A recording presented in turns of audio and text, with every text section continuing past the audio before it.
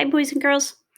Here we are with 13-Story Treehouse, Chapter 4, The Big Red Nose.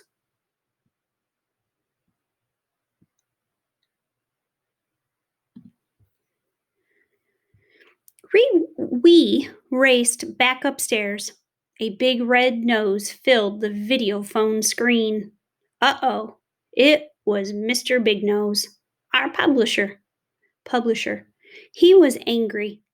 I could tell this because his nose was even bigger and redder than usual. "Where's my book?" he yelled. "What book?" said Terry. "The one you chuckleheads promised me a year ago would be on my desk last Friday."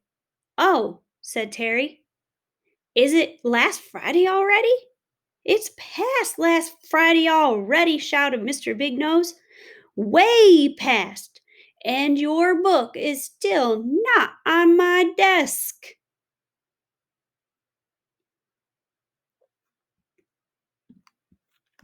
The truth was, we'd kind of forgotten about the book. We were a little behind schedule. Well, when I say a little behind schedule, I mean a lot behind schedule.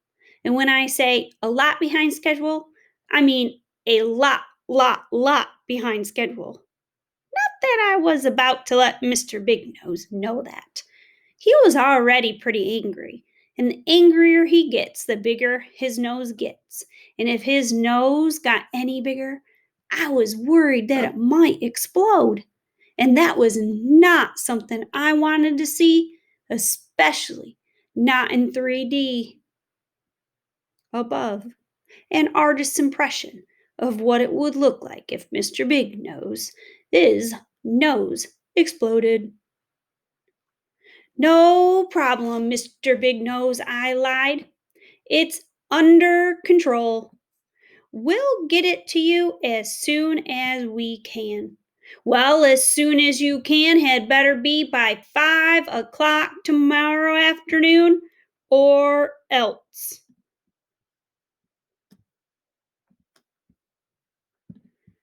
"Don't worry, Mr. Big Nose," I said. "It will be there all right. You can count on us." "But," said Terry.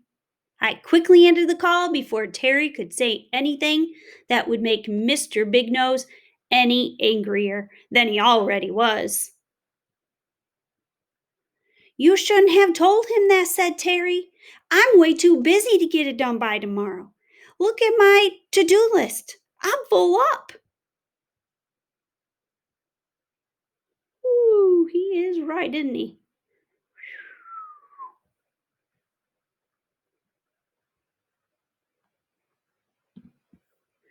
And don't even get me started on my to-don't list. Don't wash, don't stand under falling piano, don't wash my undies, don't blah blah blah. That's a long list. "Your to-dos and to-don'ts will just have to wait," I said. "If we don't get this book finished, it will be back to the monkey house for us." "The monkey house," said Terry, looking terrified. "Not the monkey house, anything but the monkey house." For those of you who don't know, the monkey house is where Terry and I used to work. It was the worst job ever. Cleaning the monkey house was bad enough. I hate monkey poop. Oh, shut up, you, and shut up and sweep. Do, do, do, do, do. It was bad enough grooming. The monkeys was even worse. Ooh, I hate nits. Oh, shut up and groom. They're kind of grumpy, aren't they? Saying shut up's not real nice. But the worst job of all was having to fill in for the monkeys while they were on a break.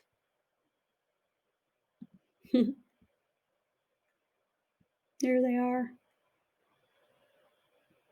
Look at the monkeys on their break.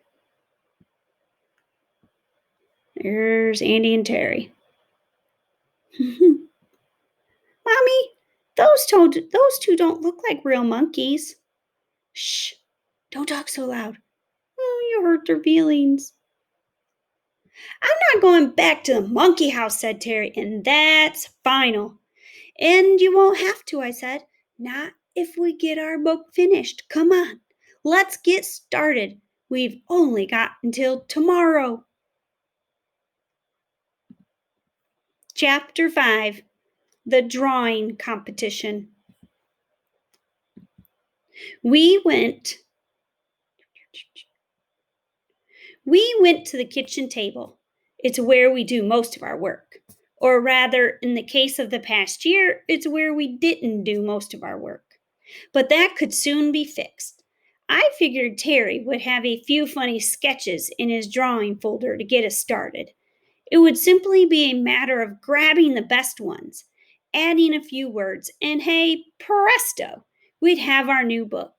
No sweat, no worry. We are professional book writers after all. I mean, you saw our pile of books. This is what it looked like. Okay, I said, let's see what you've got. Terry opened his drawing folder and laid it flat on the table. You're going to love this, he said. In front of me was a picture of a finger.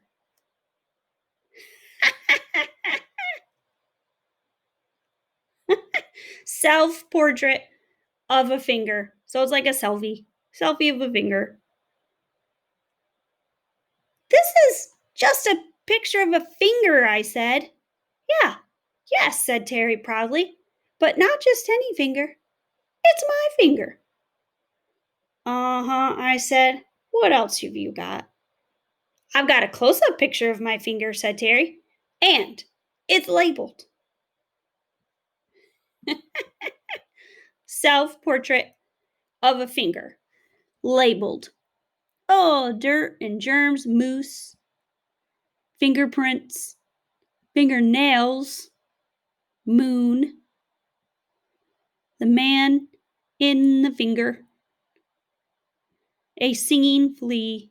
He's a pretty creative guy, isn't he? I stared at it. Well, said Terry, a big grin on his face. What do you think? Lice picks. Get it? Not ice picks, lice picks. Yeah, I get it, I said. I turned the pages looking for more pictures, but all I saw was this. Uh-oh. And this. And this.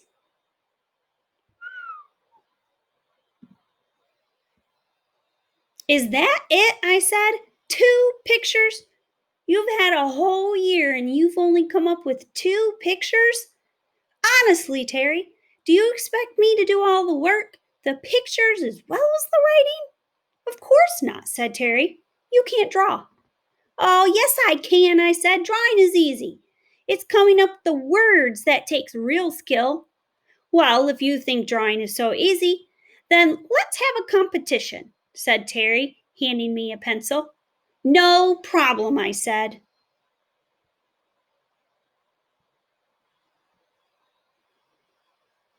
First, we drew a knife. That's not a knife, said Terry. This is a knife. Boom. Next, we drew a worm. That's not a worm, said Terry.